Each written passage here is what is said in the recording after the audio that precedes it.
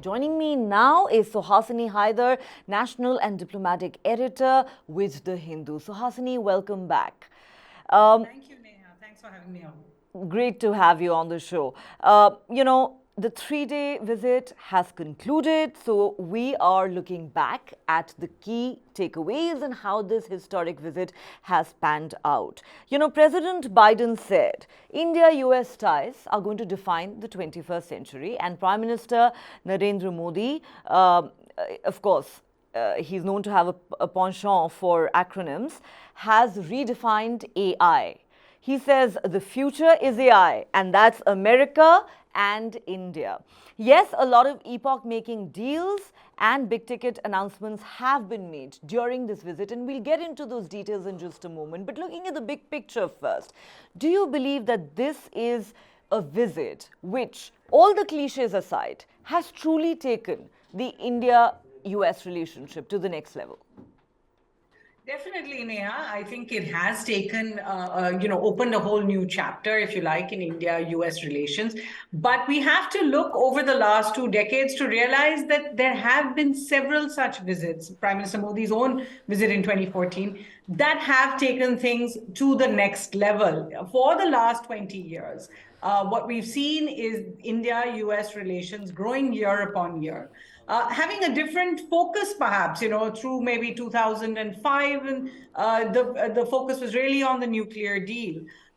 Since 2010, we've seen much more geopolitics getting involved, really driving the relationship. The technology partnership that began in 2012 now is really seeing some real, fruits of all that labor over a decade. And if we are able to see technology transfer coming out of this visit, then certainly relations have been taken to a new level. I say that because right now what we've got is an MOU. There's still congressional clearance is required for the jet engine deal to go through. There's other deals which have been inked but need to be completed. And finally, there are these joint task forces, which are very important, but need to then show progress as well. But the conceptualization of India and the US as partners over technology and the idea of them being trusted geographies for future technology partnerships, whether it's in critical and emerging technologies, whether it's in semiconductors, whether it is in things like jet engine technology, those now have been sown. Absolutely. And let's now talk about some of these deals in greater detail.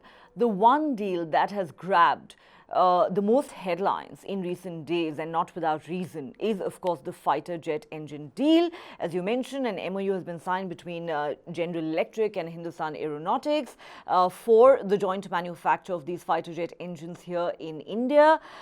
This is a first in many ways. The Indian side has described it as a trailblazing initiative because this is the first time that the US is sharing such sensitive technology with a non-ally.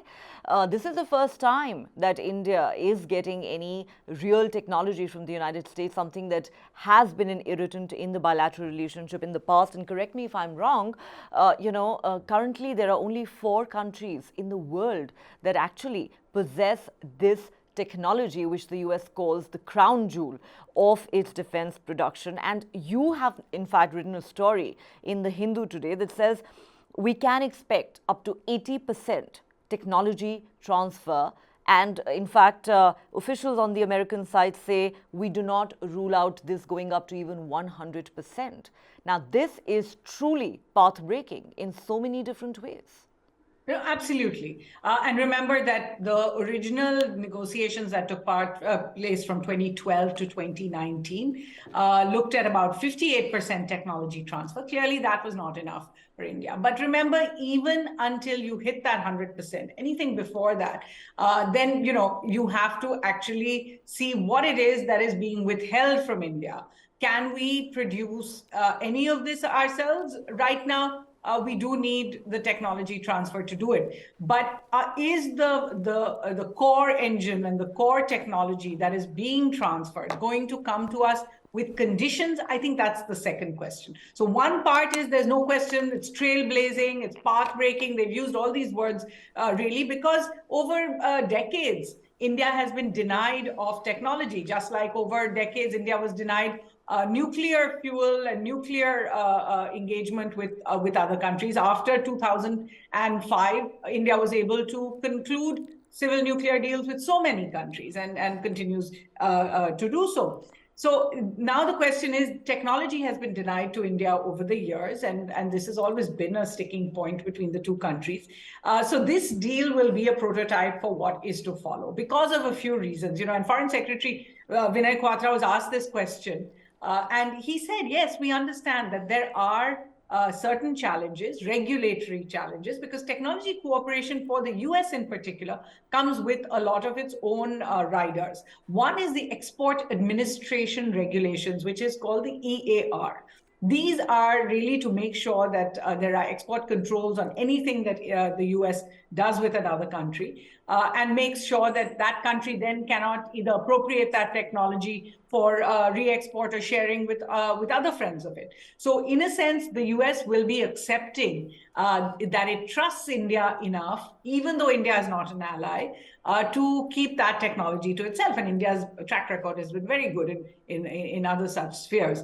The second technology that second regulation he referred to was the ITAR, which is a newer law, but it's also on the sharing of technology administration. So that is a newer one. And remember, there is the new CHIPS Act in the US as well that looks to seek a lot of production being done in the US and not outside it. So there will need to be exemptions under that. And if all of those go through, so the Congress puts those through, clears them, the license has now been submitted to the Congress for notification.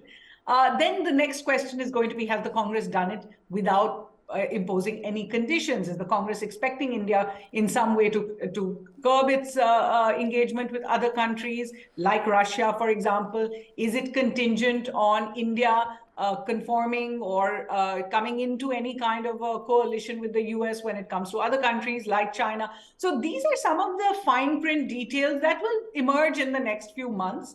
The story we did certainly had Indian defense sources, official sources, really very, very confident that this hurdle will be cleared fairly soon. And once it is cleared, that a jet engine could actually be co-produced in India within 3 years. Right. Now, let's look at, some of the other deals that have been inked. We're talking about the fighter jet engine deal. We're talking about how India is going to procure 31 cutting-edge Predator drones for its armed forces from General Atomics, another American major. We are talking about American technology firm Micron, you just referred to it, setting up India's first semiconductor plant. That is going to involve a huge investment. In the area of quantum computing and artificial intelligence, the two sides have established a joint Indo-US quantum coordination mechanism to facilitate joint research between the public and private sectors. Now, when we talk about defense ties moving to the next level and technology cooperation taking place between the two countries in a big way, how much of it is, America, in a sense, reposing its faith, like you said, in India? And how much of it is to do with the fact, as we've discussed over the last many days, that the US does want to wean India off its dependence on Russia for weapon supplies, and of course the fact that there is a common adversary called China, whose growing belligerence, expansionism and revisionism is becoming a matter of huge concern for India, for the US, and many would argue for the international community at large. Neha, absolutely. And when you look at the defense purchases, of course, some of it is just mercantile. It's about give and take, buy and sell. India clearly needs the drones. And yes, some of it is because of the situation with China at the line of actual control. India also needs to be part of some constructs, the joint sort of task forces that have been set up for the future when you're looking at quantum computing, AI, advanced computing, and all the rest of that. I think you have to make a sort of separation between the things that are just pure deals, and many of them are just B2B deals between private companies, somebody investing in India, Indian companies investing in the US, or sending Indians to be trained in the US. These are essentially private deals that the government has sought to help push forward, both on the American side and on the Indian side. The rest is about the construct that brings the two countries together. And that's what's important about this deal, that in no way, about this visit, that in no way has the US or India suggested a shift in India's strategic autonomy or in its position thus far. So when you're looking at the things like space cooperation, these are win-win situations. India has joined the Artemis Accords. 26 countries are a part of that. Looking at space cooperation in the exploration of the moon, Mars, and beyond. So this is something that is a broad-based kind of thing. India has joined 11 other countries that have already formed the Mineral Security Partnership. That, of course, is a message to China, because, of course, China has a global monopoly over critical minerals, and others are now looking at how to find the mineral reserves that you need for things like electric vehicles, that you need for EV batteries and all the rest of that. And look not only for where those reserves are, because countries like Australia have huge reserves, but how you can make the most of it, and perhaps set up more of that industry for processing chips in India. So those are the broader areas that I was talking about, where there is a sense of a joint vision together. The deals are important. Let's remember, many of these deals have already been announced or signed, and they were sort of collected and put together into the joint statement. But many of those agreements between India and the US, and this is on the policy sphere, actually mean that the two countries are looking to work together in futuristic technologies, semiconductors, clean energy transitions. Of course, the jet engine technology deal, again, is a quasi-private deal, but it does fall into this category, because it could show the way for other technology transfers from the US. Right. One can argue that even if there is a Russia and China angle to it, India cannot really complain. Don't look a gift horse in the mouth, as they say. But on a more serious note, yes, apart from these big ticket deals that have grabbed headlines, that have been talked about so much in recent days, like you mentioned, Suhasini, there are a lot of other important takeaways as well, a lot of other deliverables. You mentioned the Artemis Accords that India has now joined. The two countries have decided to terminate 6 outstanding disputes at the World Trade Organization. You mentioned India joining the Mineral Security Partnership that aims to create critical energy supply chains, and then there is the visa issue. Let's talk a little bit about that. A lot of interest here in India, understandably. We are told that H-1B visa rules are going to be amended as part of a pilot project for now, and that's likely to make life easier for a lot of Indians who work in the United States. How much of an impact do you believe that is going to have? And let's hope that it doesn't remain, at a superficial level. And then, of course, there's been a lot of frustration over these endless, wait for visas. Some have pointed out that the US says it has straight ties with China, and yet a Chinese national would probably be able to get a visa in just days, while Indians have to wait for 2 to 3 years to get a visa. Is that an issue, Suhasini, that you believe has been adequately addressed in these bilateral talks, and are we likely to see any significant movement, in this particular area going ahead? Well, Neha, firstly, on the actual wait for a visa, I think already things have been put into place for over the last 6 months. And now it does not take as long to get a US visa. I think it's a matter of a few weeks. It was basically a question of bringing the capacities for visa interviews and all the rest back up to pre-COVID levels and adding some more. And I think that has been done. And that was probably done after meetings last year between External Affairs Minister Jaishankar and Tony Blinken. When it comes to the H-1B visas, yes, the US has agreed to a pilot project. That would mean that Indian professionals on H-1B visas in the US don't actually have to come back to India in order to renew that H-1B visa, which has led to a lot of disruptions in the past in their lives. But really, to be honest, Neha, I don't think a developing and nearly developed country like India, of its size, requires to put issues like visa into the bilateral basket and put pressure on diplomatic resources when it comes to visas. Because eventually each country has their own visa policies.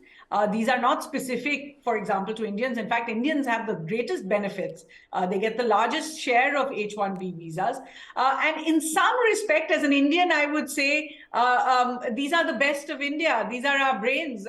We must actually find ways that they should find opportunities in India and not just look for ways in which the US can absorb them better and get the best of our talent pool in the US. So my views on the visa issue are a little different from others. Now, you discussed the WTO resolutions. These are important because remember, in the Trump era, it was all about trade. So, we've seen these phases. As I said, every time it's been driven by a different thing. There's a nuclear deal. There's been, trade issues during the Trump era.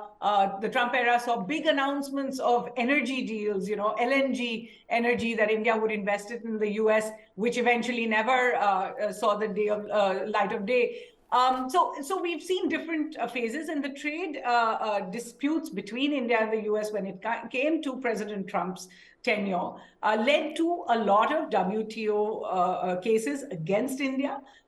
High, unequal tariffs, or for stopping market access, or even for something called price caps, when India said, we will put a price cap on medical devices like stents for hearts and all the rest of that. So there are a number of these cases that were put in that era. But the more important one, which frankly is not being discussed as much, but it is there in a line in the joint statement, is India's GSP status, which America revoked unilaterally in June of 2019 and has not yet actually sought to restore it. They keep saying, the US government says, of course, this is a congressional thing, that once America has decided to revoke a special privilege, this was called the Generalized System of Preferences, that gives Indian exporters certain benefits, then it has to be restored by a sort of vote in Congress, which is obviously has been a little more difficult for the Biden administration because of its numbers. So that is one area, and in the joint statement it says that India still looks forward to that GSP status being restored for India, where they have not yet made any progress. The third area of trade, so one is these resolutions at the WTO, which is very important. 6 out of 7 major cases have now been resolved out of court by mutual consideration and by the acceptance of more market access. We'll get the details of exactly where the market access is being given. The second is the GSP status. And I think the third, which has for the moment again been shelved, is the idea of working on a free trade agreement. India is, of course, in negotiations with so many countries for a new free trade agreement with them, but not yet with the United States. That's because the Biden administration came in and very honestly said, we don't have the bandwidth for these free trade agreements. We probably, because in the US system, they have to always be cleared through Congress. And then you have to use all your favors and IOUs with the Republicans for that. So the Democrat administration has more or less put these FTAs on the back burner. And Foreign Secretary Quatra also seemed to suggest that the FTA was something further down the road. Of course, India's real ambition with the US is that it has now about $190 billion in bilateral trade in goods and services. And the eventual goal is for about $500 billion, which is where the other major economies of the world are. Right.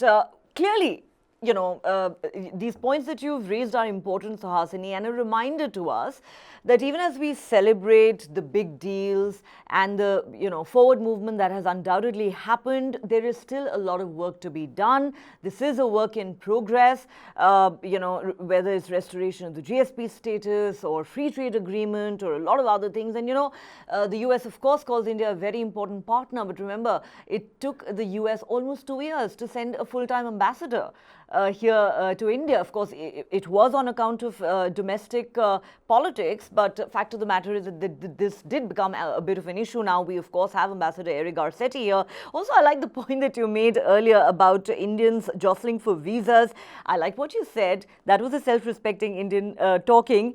What also struck me is every time we say the Prime Minister met with top American CEOs, it turns out so many of them are of Indian descent.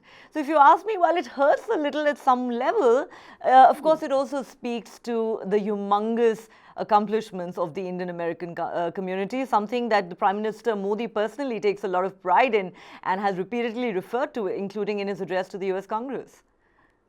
Correct. And I think even President Biden in his welcoming statement made that point that the India-US relationship is built on the foundations laid by Indian Americans. Of course, there aren't that many Americans that have set up in India. So it is really about the Indian diaspora in the US that he was referring. And remember, there have been decades in which US-India relations have really actually been very cold, the Cold War in particular, but even after that, there's always been a lot of mistrust at the governmental level. There have been decades before a US president visited, when President Clinton came to India. And so we've seen that era, and yet the US-India relationship persisted, has remained strong, simply because there is that connect between the people. Every family or every town in India or every village in India does have someone aspiring to go to the United States, to get an education, to get a job, to settle there, move their families there. So that diaspora has been very intrinsic and very important for the India-US relationship. You refer to the CEOs of Indian origin. There are so many, and there are always these WhatsApp messages floating around about just how the entire Silicon Valley really runs on the backs of Indian American CEOs and founders and scientists of various sorts. So that is known. That is a reason why the Indian American community is respected. The third part, I think, what we have seen in the last maybe decade, the growth of, has been Indian Americans in the political sphere. So within the White House, there's a large number. If you look even at the this Samosa technology Caucus partnership. Sorry? The Samosa Caucus. Vice President Kamala Harris herself introduced Congress, them yes, as the Samosa absolutely. Caucus yesterday. Sorry, please go ahead. Well, I mean, there is that. There are now, I think, 4 or 5 members in that. But within the administration, if you look in the National Security Council that has been working on the technology partnership, there's Tarun Chabra, who works along with Jake Sullivan. In every field, you do see the Indian American diaspora really doing itself proud by being a part of the US structure and the US firmament. I think Prime Minister Modi taps into that with his diaspora events. The only thing that one must remember is that eventually these are not Indian citizens. They are US citizens. And just as in the US, over time, there's been a certain negativity attached to, say, the Chinese American lobby, as it's called, or the Jewish Israeli lobby, as it's called, one must be careful about not crossing those boundaries. I think the Indian American community is something that both sides celebrate, because we all do know people, we all have close relatives, we all care about people who are Indians who have made it big in the United States. But it is a fact that they are now US citizens. So when you see a Nikki Haley and when you see a Kamala Harris, it's of some pride that their origins are from India. But at the end of the day, those are American citizens, and they should be expected to uphold American interests rather than Indian ones.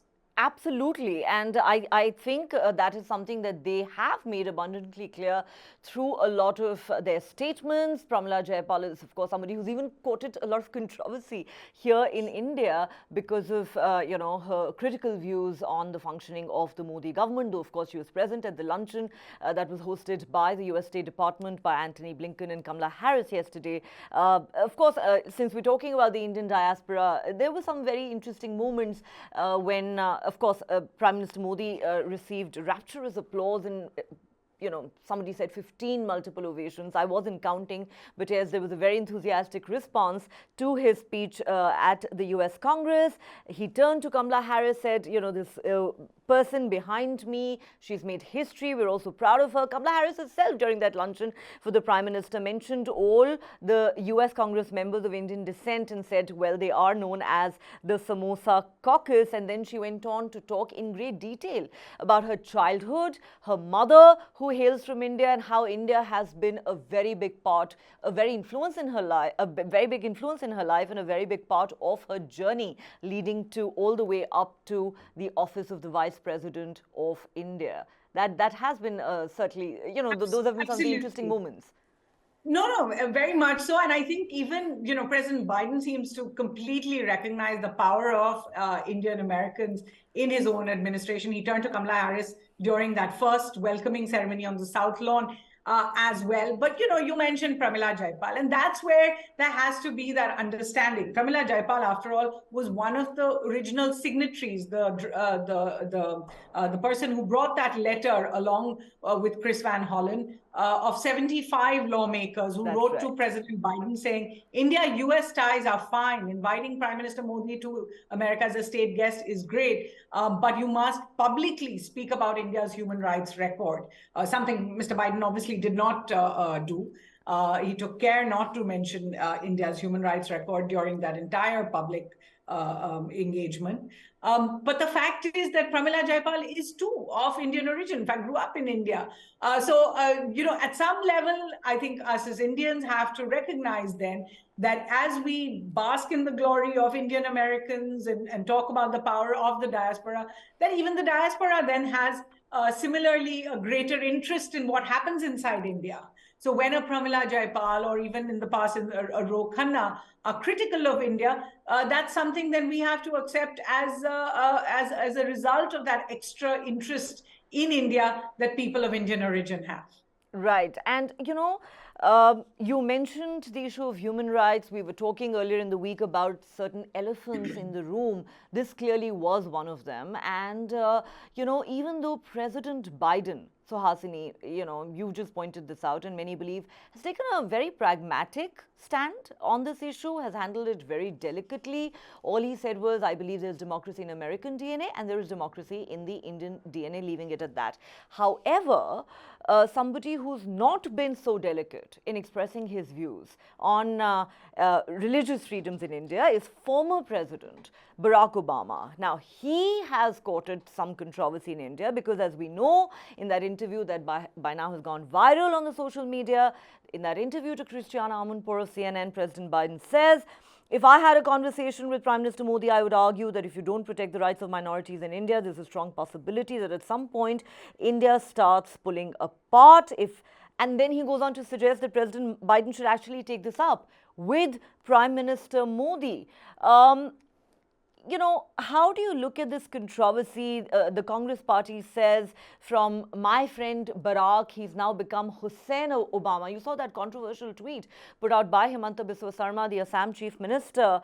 So President Biden President Obama, I beg your pardon, not mincing his words, but then, some would say as a former president, he has that luxury that the sitting president, President Biden, doesn't. How do you look at, how President Biden handled it, and the fact that these questions came up repeatedly in that press conference that was addressed by the two leaders, the question that was put to Prime Minister Modi and how he answered it?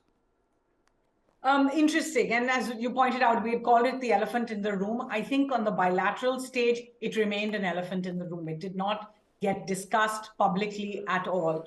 President Biden did not refer even, except to talk about shared democratic values between India and the US. And then, as I said, there were these 75 lawmakers who wrote this letter. Then there were a handful, I think just a few lawmakers like AOC, as she's known, Octavia Cortez, or Ilhan Omar, or Rashida Tlaib, or I think Jamal Bowen, who actually announced that they would be boycotting Prime Minister Modi's address at the Congress. That's certainly an extreme step. If you don't want to go, you just don't go. But to announce that you're boycotting it, that certainly shows a certain, really an extreme step.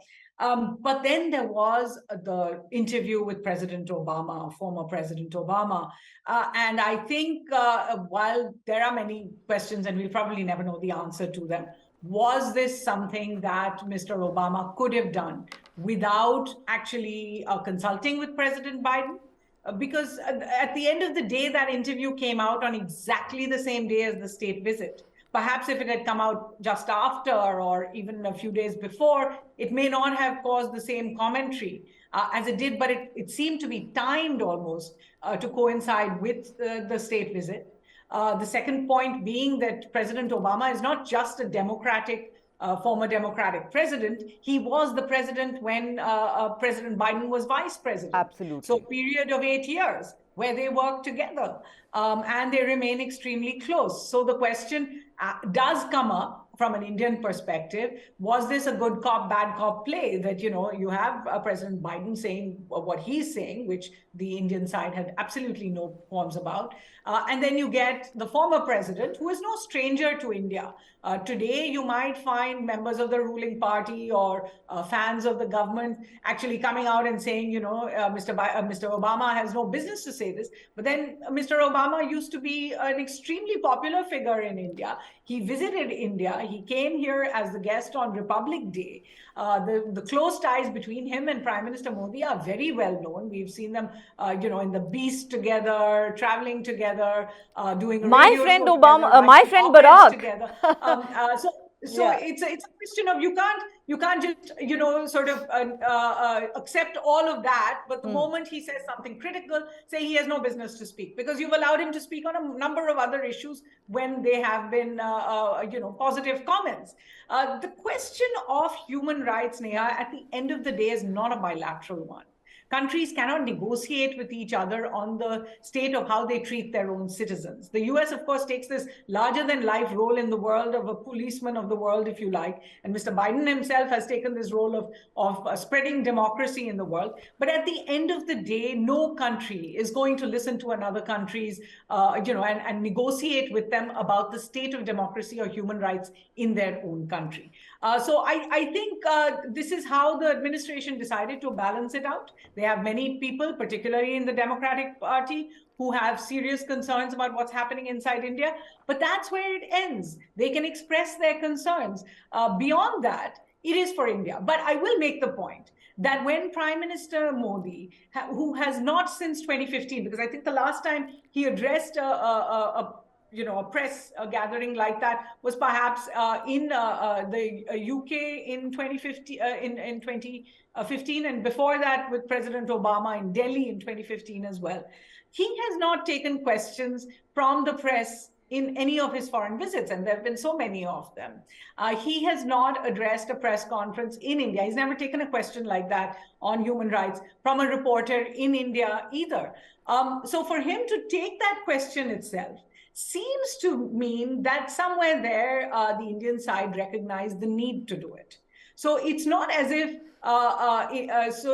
the government completely ignored the protests or the people coming out and outside the White House or the lawmakers or what Mr. Obama said. They felt they needed to respond to this commonly expressed concern, and it's been expressed in every major US newspaper. I think if you look at the op-ed pages of the last week alone, in the top 10 news outlets in the US, there has been conversation about India's human rights record, its democracy records, press freedom record, and all the rest.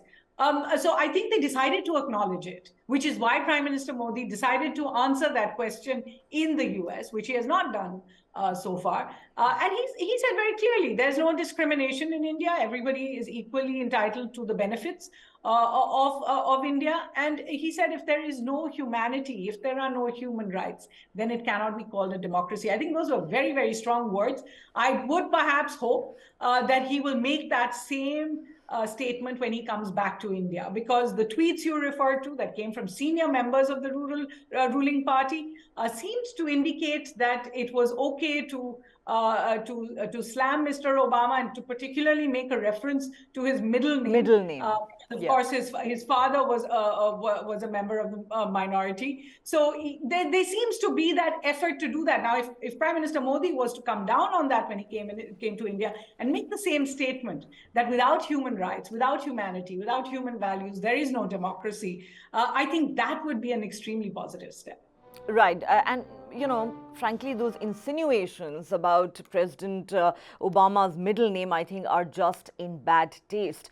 Final question, Suhasini, before we let you go. What do you make of the coverage of Prime Minister Modi's visit in the American media?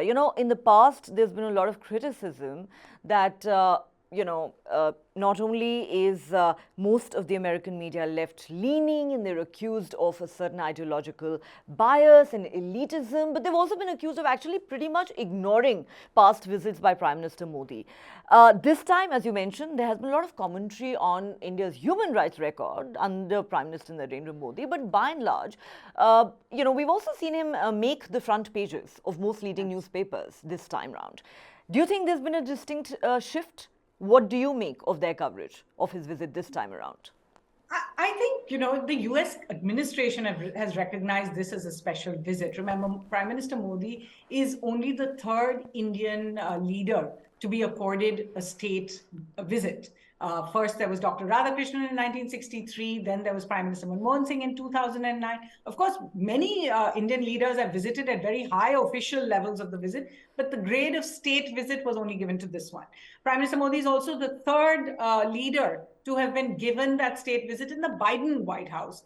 Because remember, because of COVID, 2 years went by, and then Mr. Biden began his state visits in December last year by inviting President Macron. After that, by inviting President Yeol from South Korea, and now Prime Minister Modi. So there is that recognition that this is an important visit. Secondly, as you pointed out, the interest in India, which may have been largely about the human rights violations and Mr. Modi's record, has also ignited an interest in the India-US relationship. Many of the newspapers wrote about the difference, the balance between pragmatism and idealism in the Biden administration. They talked about how that President Biden was seeking to balance these two, but also go forward with India, particularly when it came to the China challenge and the need to keep India on side. And that has led to the front pages you referred to, whether it was, I think, the Financial Times, which is, of course, the UK paper, but also the New York Times, the Washington Post. They all had front page references to the Prime Minister's visit. And you're quite right. In previous visits, it's been harder to find the same kind of coverage being given. All right. Always a pleasure talking to you, Suhasini. Thank you so much for your time and perspective. Thank you, Neha. Thanks for having me on. Thank you. Look forward to talking to you again soon.